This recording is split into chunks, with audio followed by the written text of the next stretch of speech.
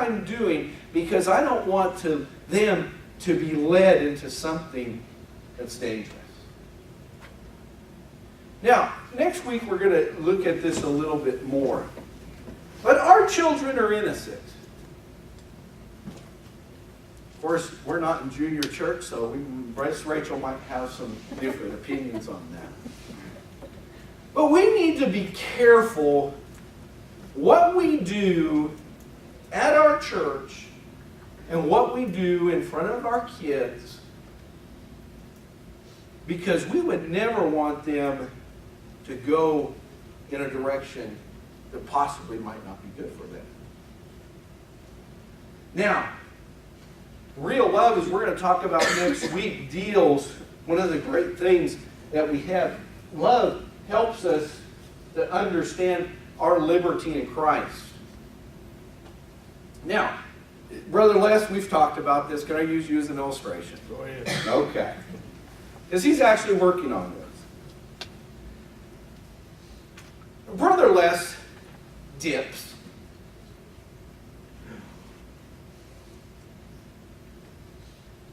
I don't think he should.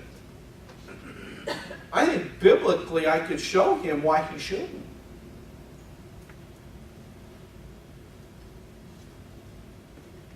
He has liberty in Christ. God can work through him and help him to overcome that.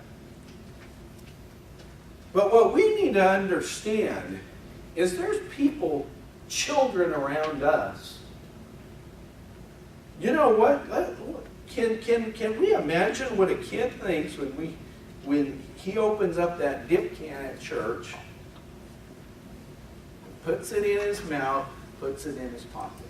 I know how I feel. I feel condemned. Okay. Does, now first, Suzanne, do you want Sam to dip?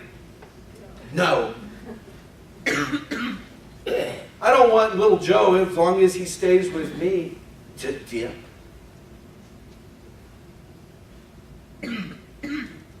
Now, when we look in a few, next week, we're going to talk about how really love focuses our liberty. What Les does doesn't change my love for him. I love him as a pastor, and I love him as a friend. And again, I wouldn't have used him as an example unless I talked to him. But what we need to be careful about is if we really love everyone around us, am I going to be doing something that's going to cause them to go a direction that I think is wrong? That covers a multitude of stuff.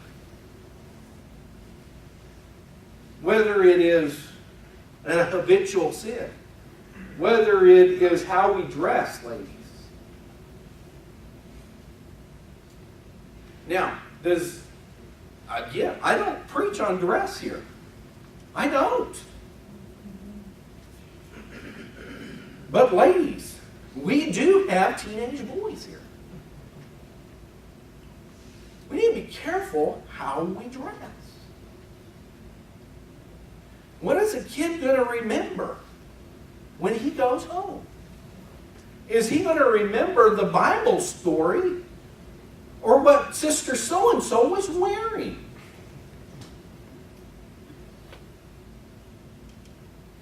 I was quiet. Again, I have been praying about this for weeks. Understand, it is with the most sincere heart. It's just we need to be careful. Because we don't want to use our liberty in Christ. We don't want our freedom in Christ and to take it where we don't care about the example we're putting before everybody. Real love is concerned about them. If you're not sure whether I should be doing it or not, just don't do it. I'm not sure I should be wearing it. Well, then just don't wear it. Always it's always better to be safe than sorry.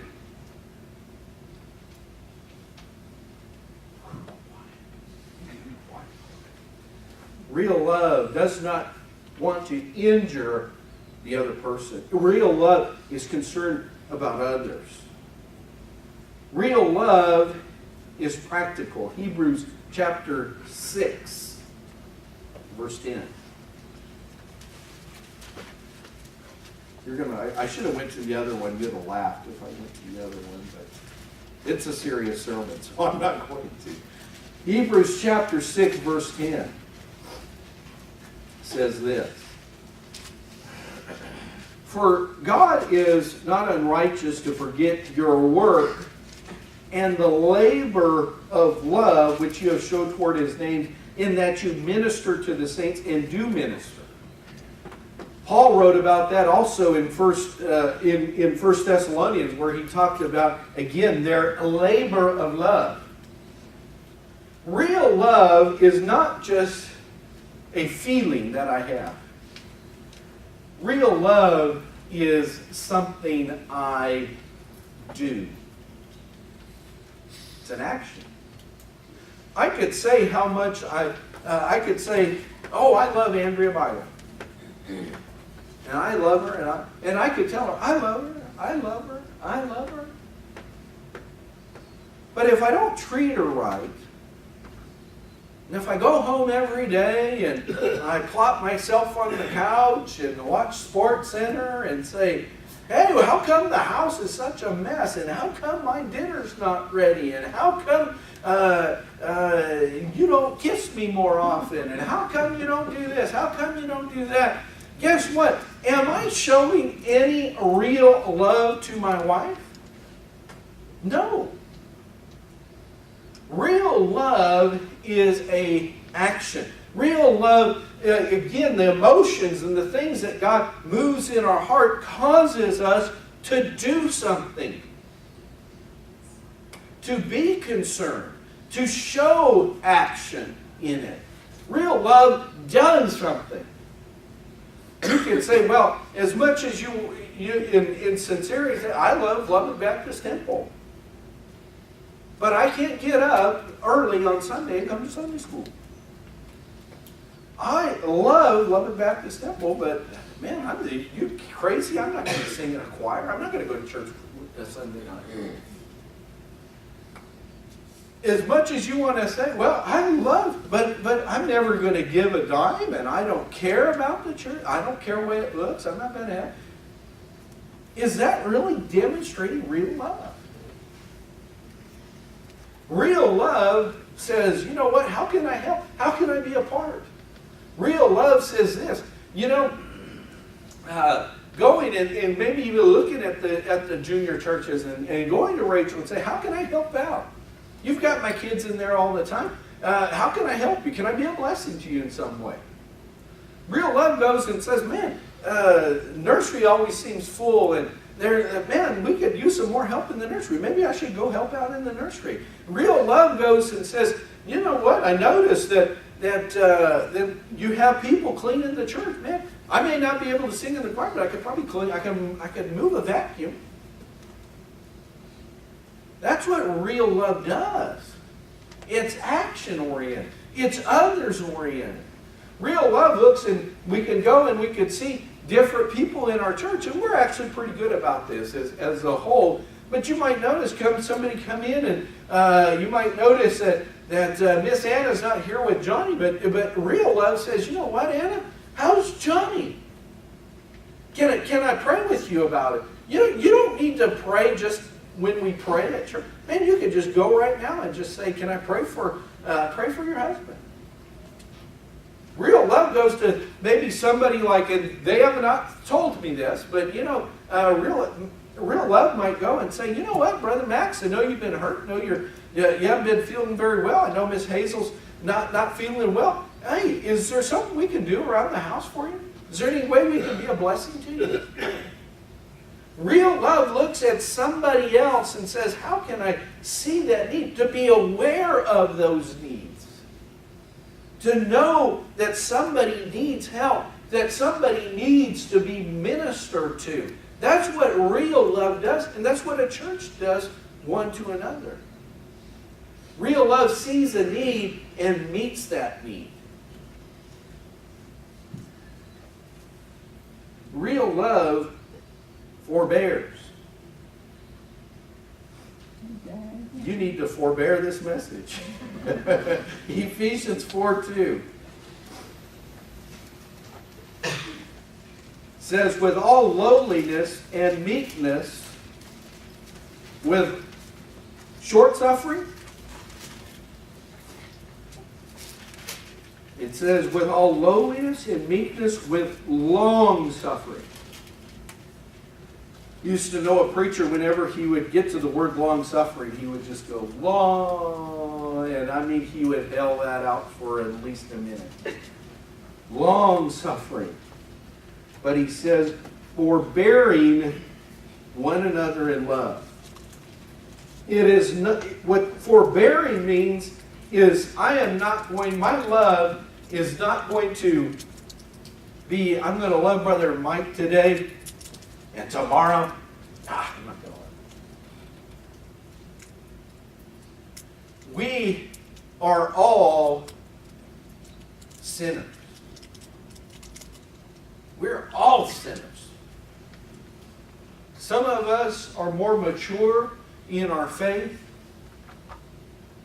And maybe we've come to the point in our Christian life where we're a little bit more, shall we say, spiritual. We're spiritual minded.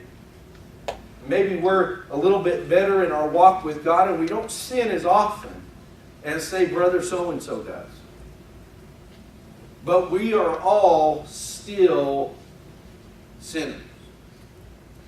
I guarantee you there's going to be some time, and there's probably been even times, even today, I've done something to hurt somebody else.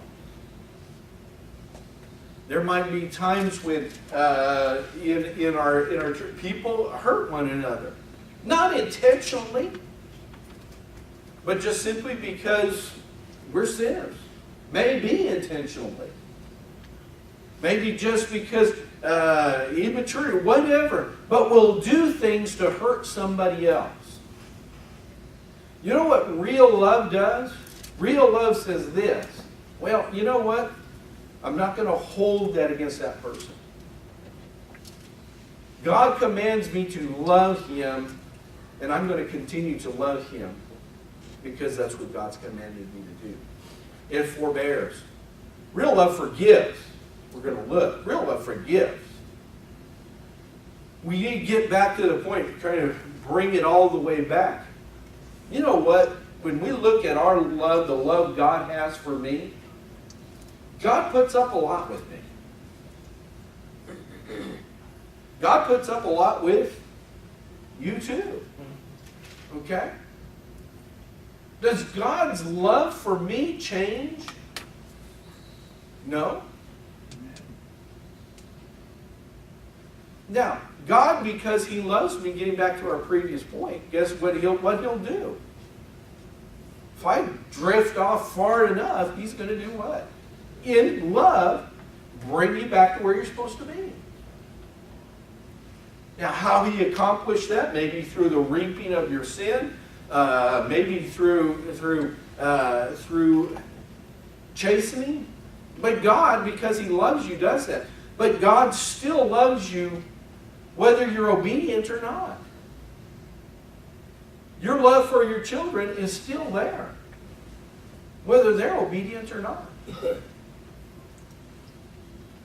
Some of you know me and my wife with one of our children. We never did not love her. Dropped out of school. Didn't like that. Upset about that. Decided she wanted to go a different way. And she hasn't gone into horrible sin. Emily hasn't gone in. But again, it's not what we wanted. But it doesn't change the fact that I don't text her every day and say, I love you. Because I still do.